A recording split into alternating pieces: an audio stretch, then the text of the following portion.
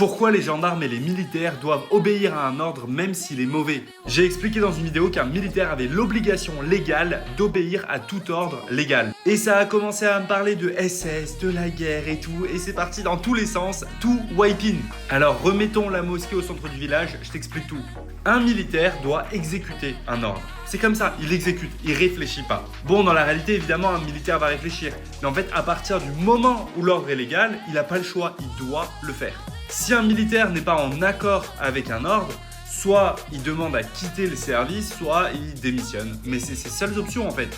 Et c'est d'ailleurs aussi pour ça que pendant certaines guerres, on a vu des militaires déserter parce qu'ils n'étaient pas d'accord avec certains ordres et avec des décisions stratégiques. Donc pour en revenir au SS, puisque c'est un petit peu le sujet, le militaire, lui, son seul choix, c'est de déserter, c'est pas de désobéir, il peut pas désobéir. S'il désobéit, il va être jugé, il va être fusillé. Et démissionner pendant une guerre, c'est pas possible, donc il va devoir déserter, quitter le pays, fuir. Ce n'est donc pas aux militaires que revient la décision, c'est aux politiciens. C'est le politicien qui doit bien agir et prendre la bonne décision.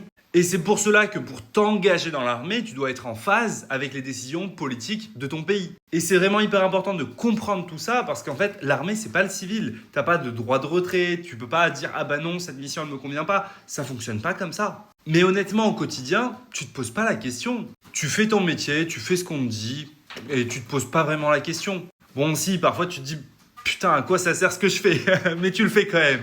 C'est ce système-là qui fait fonctionner la hiérarchie militaire et qui fait que l'armée peut être aussi efficace pour des déploiements super rapides et mettre en œuvre des choses qui prendraient des plombes pour une entreprise.